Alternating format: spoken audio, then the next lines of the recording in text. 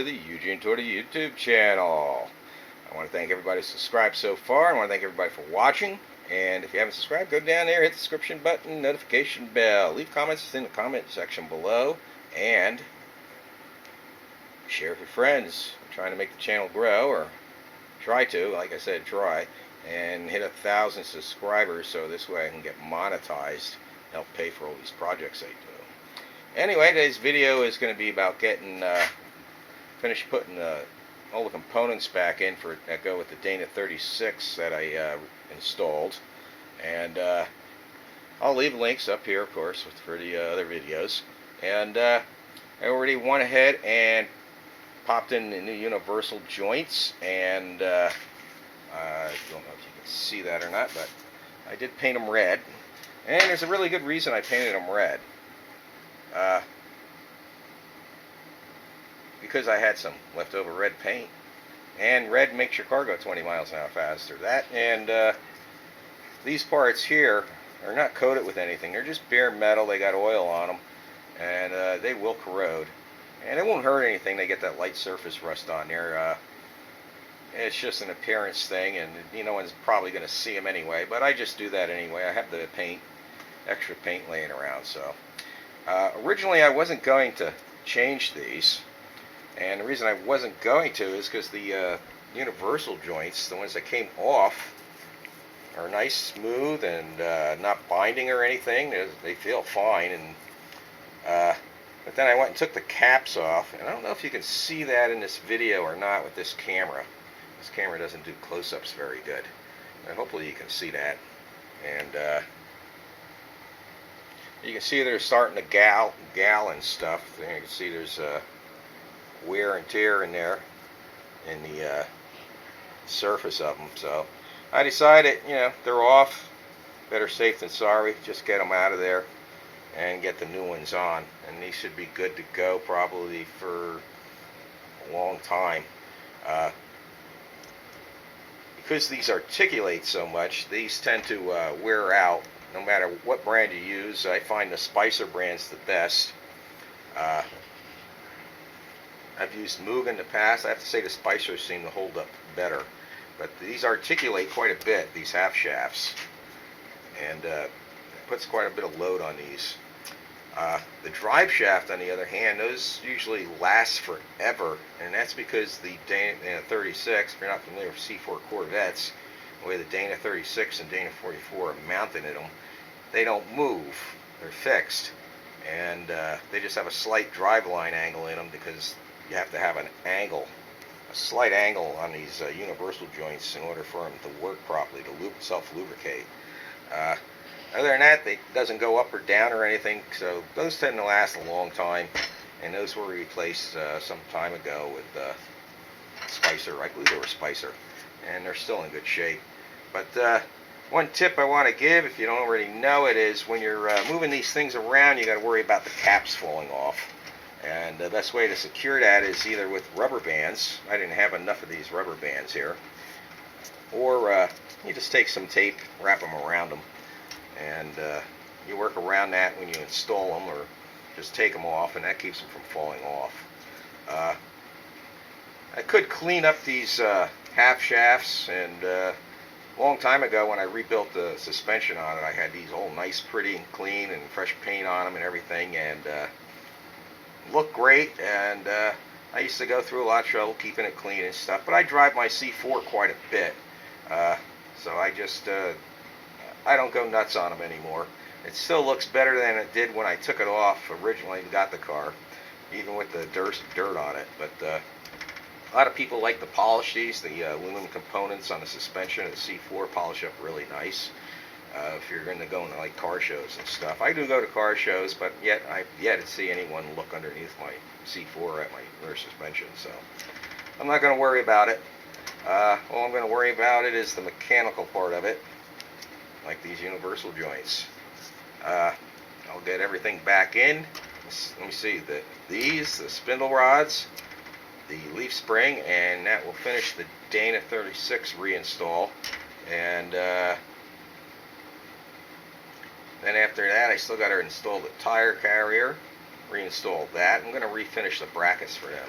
and then reinstall the exhaust. I want to do some stuff with. I might do some stuff. I might not. And there's a bunch of other projects I still got to do yet.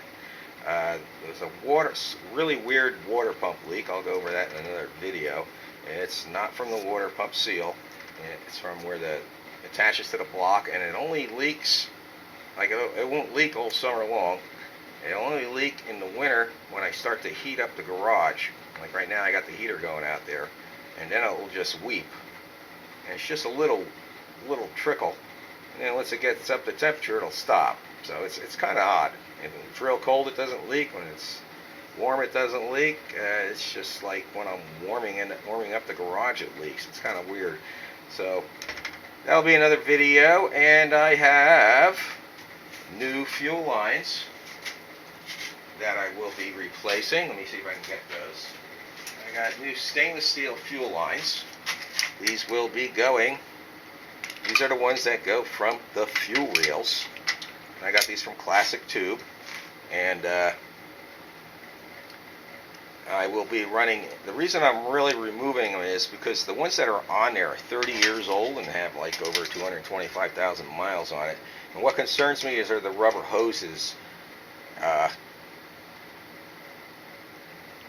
That, you know, rubber breaks down over time, and even though they're in good shape, they're not leaking. I figure it's a wise thing to replace them. And I also want to put insulating sleeves over these because they do run close to the headers, and I want to run insulating sleeve pretty much as much length of it as I can, and help keep the fuel cool, because everybody likes cool fuel, and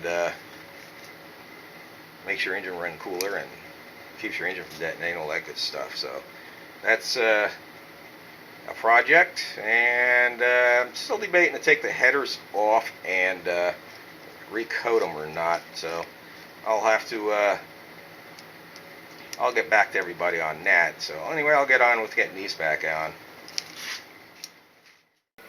Okay, I'm out in the garage. Anyone who watched one video where I removed the Dana 36.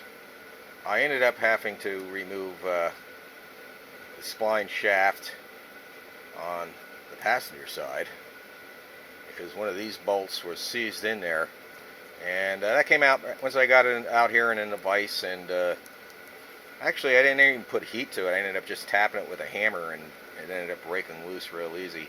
But that came out, and I just decided to mount up the universal joints right to it, and then I'll just slide it in, and that'll be easier.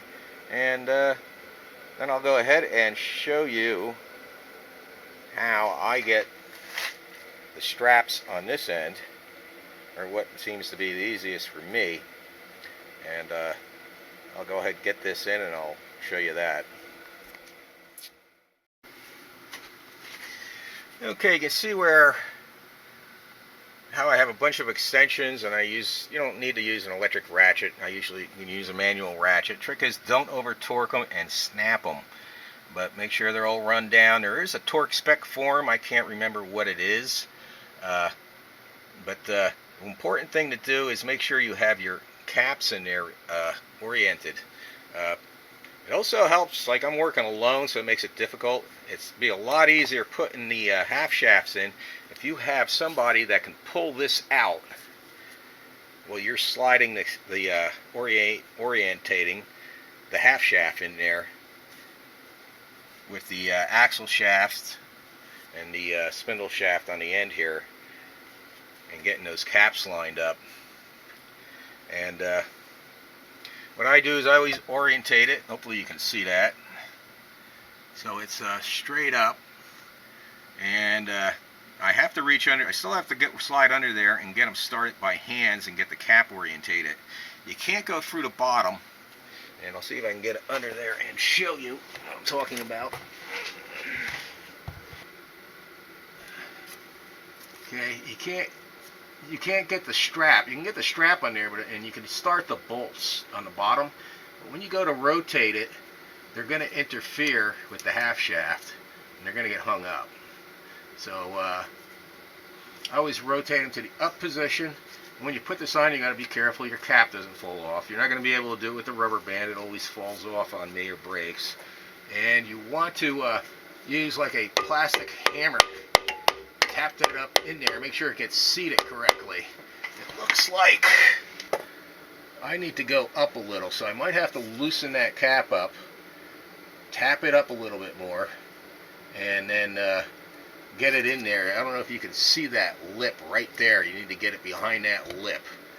And don't use a metal hammer when you tap these.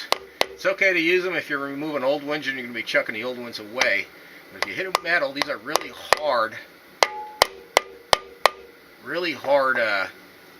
brittle metal, and you could damage them and shatter them, so keep that in mind. So let me loosen that top one back up a little bit, and I'll knock that in and rotate it around and get the top one on. Okay, you can see they're in. You can see how that's seated behind that little tab there. Hopefully you can see that anyway. And I tighten them down. Normally I don't use a torque wrench on them. There's a torque spec for them. But you're working, usually they're snug, and it's probably hard to get a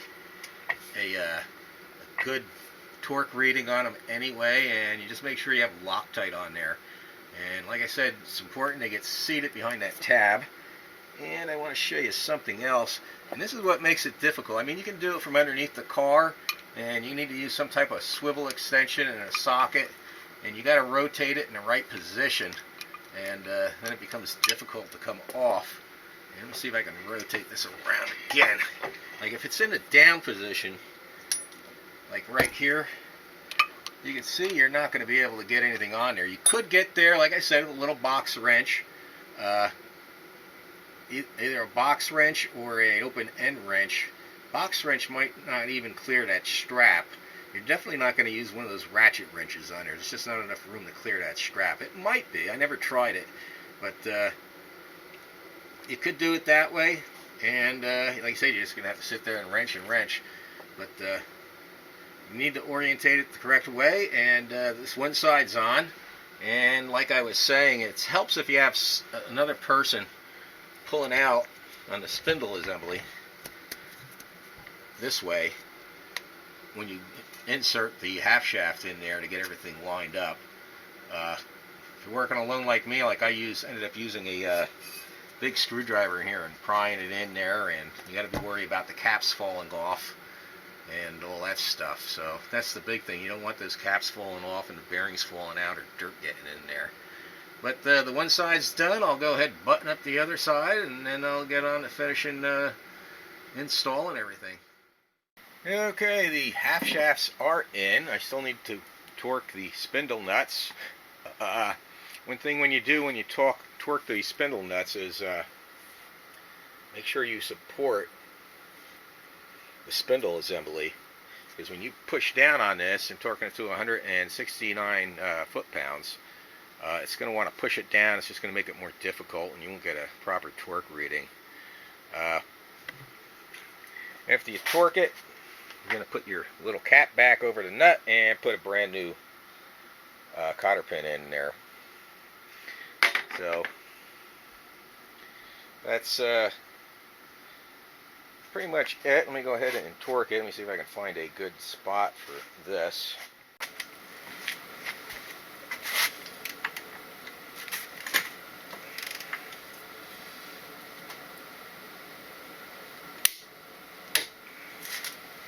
And there we go, 169 foot-pounds. It's always good to have a good long torque wrench and the correct socket. This is a 36 millimeter, I believe. And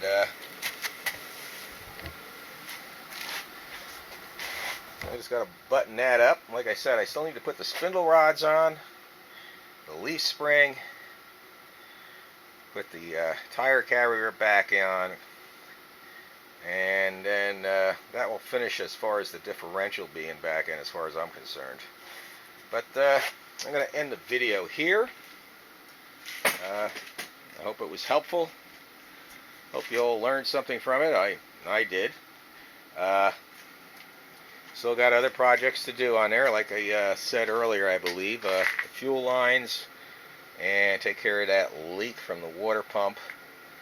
There's a lot of other projects I got to do yet. I want to get that instrument cluster out and send that off to BAT to have it rebuilt. All I can say is stay tuned to my channel, and by subscribing and hitting the notification bell. or just check back once in a while. But I hope everybody has a good day, and God bless.